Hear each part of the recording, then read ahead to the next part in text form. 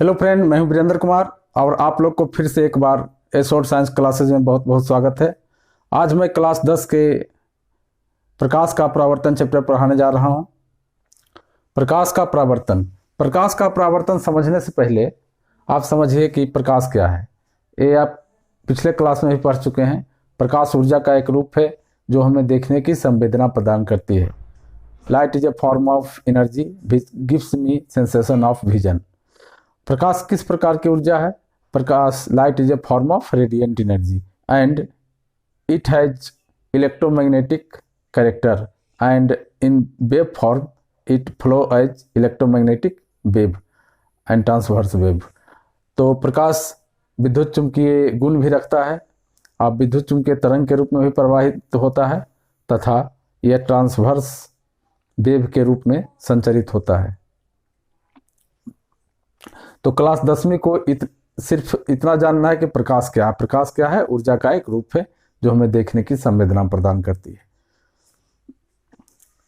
अब देखिए, प्रकाश वस्तुएं क्या होती है? लुमिनियस यानी प्रकाशित होती है, नॉन लुमिनियस जो नहीं प्रकाशित होती है। प्रकाशित वस्तुएं क्या होती है? सेल्फ लुमिनियस जो जिससे प्रकाश स्वयं निकलता है, जैसे सन हो गया या कोई बल्ब जल रहा है उससे स्वयं निकल रही है, वो किसी के प्रकाश से प्रकाशित नहीं हो रहा है। लेकिन कुछ वस्तुएं ऐसी है जिस पर प्रकाश पड़ता है तब वो प्रकाशित होती है। जैसे मान लेते हैं कि आप जानते हैं चंद्रमा या पृथ्वी पर क्या होता है? सूर्य से प्रकाश आता है, वही प्रकाश क्या होता है यहाँ से रिफ्लेक्ट होने के कारण ये हमें दिखाई पड़ता है। चंद्रमा भी प्रकाश सूर्य से आने वाली प्रकाश के से ही वो भी चमकता है जो पृथ्वी से रिटर्न होकर जाता है। यहाँ तक कि आपका रूम अगर बंद है, अंधेरा है, तो आप लाइट जलाते हैं तो जगमग हो जाती है। इसका कारण क्या है कि प्रकाश जब वस्तुओं पर पड़ती है तो प्रकाश के परावर्तन के कारण हमारी आंख में देखने की संवेदना उत्पन्न होती है और हम वस्तु को देख पाते हैं। तो मैं मुख्य रूप से इस वीडियो में प्रकाश के एक महत्वपूर्ण गुण प्रकाश के परावर्तन को समझाऊंगा। तो प्रकाश का परावर्तन क्या है? प्रकाश आपको 12वीं क्लास में ही पढ़ना है। मैं इस वीडियो में कुछ 10वीं क्लास को से आगे का भी तथ्य रखते जाऊंगा। तो देखिएगा, प्रकाश का परावर्तन क्या है। ये सब तो जानते हैं, प्रकाश हमेशा सीधी रेखा में गमन करती है। प्रकाश की किरणें जब एक बिंदु पर आके कई किरणें एक ही बिंदु पर आकर मिलती है तो इसको क्या कहते हैं? इसको कन्वर्जिंग ऑफ लाइट कहते हैं। Converging of light. और जब प्रकाश की किरणें निकलती हुई प्रतीत होती है एक बिंदु से तो इसको कहते हैं डाइवर्जिंग ऑफ लाइट। अभिसारी और अपसारी। तो प्रकाश की किरणें लेकिन हमेशा क्या चलेगी? सीधी रेखाओं में गमन करती है। ये समानांतर भी रह सकती है, किसी बिंदु पर आकर मिल सकती है या किसी बिंदु से निकलता हुआ प्रतीत हो सकती है। तो ये सब तो प्रकाश गमन की एक नेचर हो गई, प्रकाश गमन की प्रवृत्ति हो गई। तो प्रकाश को समझ गए तो हमेशा सीधी रेखा में गमन करती है। अब देखिए, प्रकाश के दो महत्वपूर्ण गुण हैं, कई महत्वपूर्ण गुण हैं, दो नहीं। तो उसमें प्रकाश के महत्वपूर्ण गुण में एक है, पहला गुण बहुत ही इंपॉर्टेंट गुण है प्रकाश का परावर्तन, जो क्लास 10वीं में सबसे पहले पढ़ना है और 12वीं में भी इसका एक्सटेंड रूप पढ़ना है। यहाँ तक कि जो बच्चे IIT JEE का तैयारी करते हैं तो उनके बहुत फिजिक्स में भी ये सब इसके पर आधारित क्वेश्चन पूछे जाते हैं, न्यूमेरिकल्स वगैरह। तो देखिए, नीट IIT सभी में, NDA में सभी में पूछे जाते हैं। तो देखिए, प्रकाश का परावर्तन क्या है। प्रकाश की किरणें, किरण मतलब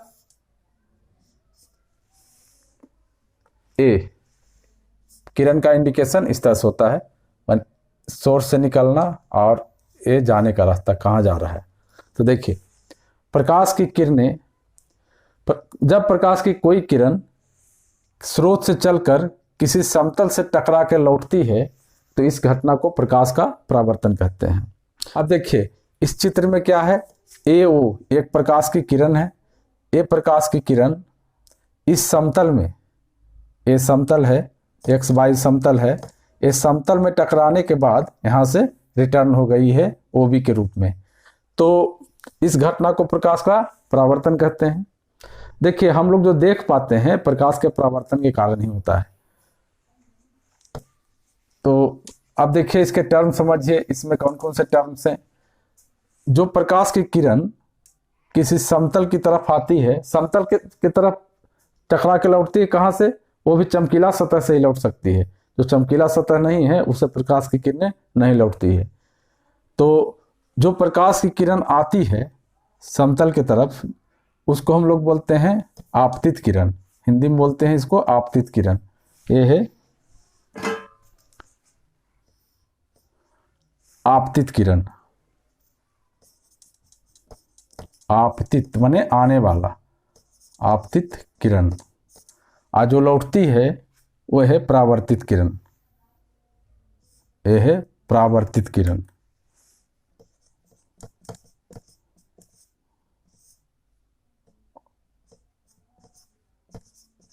इंग्लिश में क्या कहते हैं इसको? इसको कहते हैं इंसिडेंट रे। इंसिडेंट रे या रे ऑफ इंसिडेंट, इसको कहते हैं रिफ्लेक्टेड रे। रिफ्लेक्टेड रे, रे मतलब किरण। तो देखिए यहाँ दो टर्म समझ गए, एक हो गया आपतित किरण यानी इंसिडेंट रे, एक हो गया परावर्तित किरण यानी रिफ्लेक्टेड रे। और ये जो बिंदु है जहाँ पर आपतित किरण और परावर्तित किरण मिलती है, इसको कहते हैं पॉइंट ऑफ इंसिडेंस। इसको कहते हैं पॉइंट ऑफ इंसिडेंस यानी आपतन बिंदु। हिंदी में इसको कहते हैं आपतन बिंदु। इसको कहते हैं आपतन बिंदु। आपतन बिंदु। तो समझ गए? तो एक बार फिर से देखिए, जब प्रकाश की किरण, जो प्रकाश की किरण समतल की तरफ आती है उसको आपतित किरण कहते हैं, इंसिडेंट रे कहते हैं इंग्लिश में। जो लौटती है उसको परावर्तित किरण यानी रिफ्लेक्टेड रे, और जहाँ मिलती है उसको पॉइंट ऑफ इंसिडेंस यानी कि आपतन बिंदु कहते हैं। अब देखिए यहाँ पर एक टर्म और है जो मैं पीछे नहीं बताया। ये जो एंगल यहाँ से देखिए, पॉइंट ऑफ इंसिडेंट और आपतित किरण और परावर्तित किरण के बीच में सीधा जो अभिलंब डाला जाता है, सीधा दोनों के बीच में एक अभिलंब डाला जाता है NO। इसको नॉर्मल कहते हैं या अभिलंब कहेंगे। इसको क्या कहेंगे? अभिलंब। अभिलंब। तथा अभिलंब के साथ आपतित किरण जो कोण बनाती है उसको कहेंगे angle of incidence. Angle of incidence. और इसको बोलेंगे angle of reflection. Angle of reflection यानी आपतन कोण। हिंदी में इसको बोलेंगे आपतन कोण। आपतन कोण। और इसको बोलेंगे परावर्तन कोण। परावर्तन कोण। तो टर्म फिर से समझ गए। आपतित किरण के साथ जो काल्पनिक अभिलंब है, जितना कोण बनाती है उसको I से लिखते हैं। किसे लिखते हैं? I से, छोटी I से। इसको बोलते हैं आपतन कोण। This is called angle of incident. And normal के साथ परावर्तित किरण जो कोण बनाती है, एंगल बनाती है, इसको बोलते हैं एंगल ऑफ रिफ्लेक्शन। माने angle between normal and incident ray is called angle of incidence, and angle between normal and reflected ray is called angle of reflection. Angle of incidence denoted by I and angle of reflection denoted by R. तो term समझ गए। अब हम law of reflection को बता रहे हैं। इसी में लॉ ऑफ रिफ्लेक्शन बताते हैं। परावर्तन के नियम क्या है? परावर्तन के नियम है कि प्रकाश की आपतित किरण माने इंसिडेंट रे, परावर्तित किरण यानी रिफ्लेक्टेड रे, और आपतन बिंदु पर डाला गया अभिलंब। आपतित किरण परावर्तित किरण और आपतन बिंदु पर डाला गया अभिलंब तीनों एक ही बिंदु पर मिलती है। लॉ ऑफ रिफ्लेक्शन के पहला नियम क्या है? फर्स्ट नियम, आपतित किरण अन इंसिडेंट रे, परावर्तित किरण और आपतन बिंदु पर डाला गया अभिलंब तीनों क्या होती है? एक ही समतल में होते हैं। Bit exist in same plane. First नियम क्या है? Incident ray, reflected ray and normal exist in same plane, exist in same plane, यानी एक ही समतल में होंगे। पहला नियम क्या है? आपतित किरण, परावर्तित किरण, आपतन बिंदु पर डाला गया अभिलंब तीनों एक ही तल में होंगे। दूसरा नियम क्या है? एंगल ऑफ इंसिडेंट यानी कि आई, एंगल ऑफ इंसिडेंट यानी आपतन कोण तथा एंगल ऑफ रिफ्लेक्शन परावर्तन कोण, angle of incident and angle of reflection हमेशा क्या होते हैं? बराबर होते हैं। माने जितना आई होगा उतना ही आर होगा। आई इजकल टू क्या होगा? आर होगा। इसको एंगल के रूप में लिख दें तो एंगल क्या होगा? कोण क्या होगा? देखो हिंदी मीडियम वाले जान लें, एंगल मतलब होता है कोण, एंगल मतलब क्या होता है? कोण। तो परावर्तन का नियम क्या है?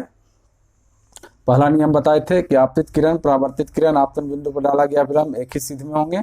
और दूसरा एंगल ऑफ इंसिडेंस यानी ए ओ एन इजकल टू होगा एन ओ बी, यानी हमेशा आई इजकल टू आर होगा। ए एंगल क्या है? ए ओ एन, ए एंगल है ए एन ओ बी, ये हमेशा क्या होंगे? बराबर होंगे।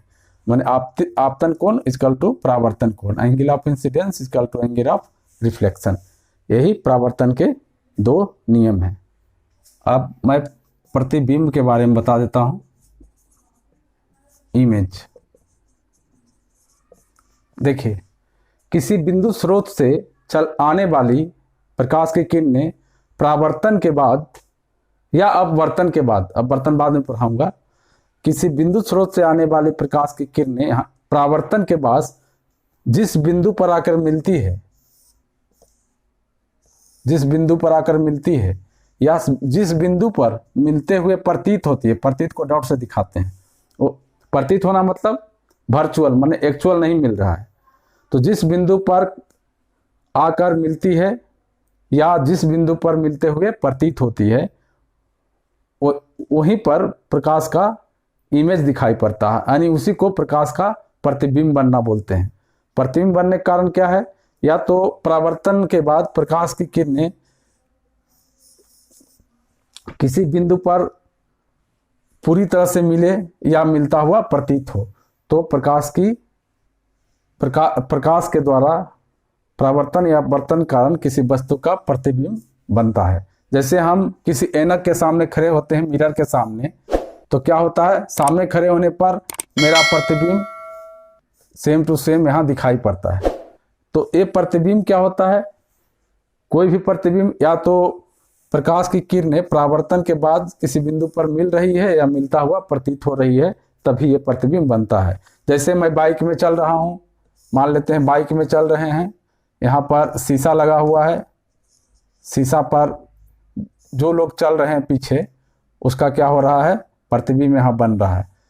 तो मिरर में प्रतिबिंब बनना, इसका मुख्य कारण है परावर्तन के बाद किसी बिंदु पर परावर्तित प्रकाश का मिलना या मिलते हुए प्रतीत होना।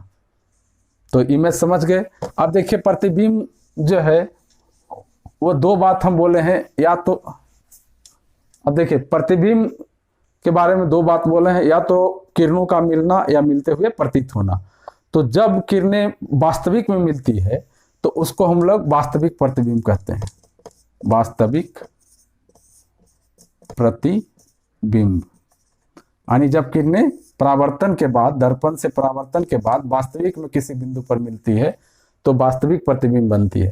तथा दूसरा है काल्पनिक प्रतिबिंब, काल्पनिक प्रतिबिंब। यानी काल्पनिक प्रतिबिंब कब बनती है? जब मिलते हुए प्रतीत होती है, बताएंगे मैं, मिलते हुए प्रतीत होती है तो इसको कहते हैं काल्पनिक प्रतिबिंब। मैं सबको बताऊंगा आगे। वास्तविक प्रतिबिंब को इंग्लिश में कहते हैं रियल इमेज, और काल्पनिक प्रतिबिंब को कहते हैं वर्चुअल इमेज। तो समझ गए। तो आज इस वीडियो में मैं इतना ही रखता हूं, फिर यहीं से मैं अगला वीडियो शुरू करूंगा, अगले क्लास शुरू करूंगा। आप अपने साथियों या सहपाठियों को इस चैनल को के बारे में बताइए, शेयर करिए तथा ज़्यादा से ज़्यादा विद्यार्थी इसे सब्सक्राइब करिए। ये आप लोग के लिए फ़ायदेमंद होगी। धन्यवाद।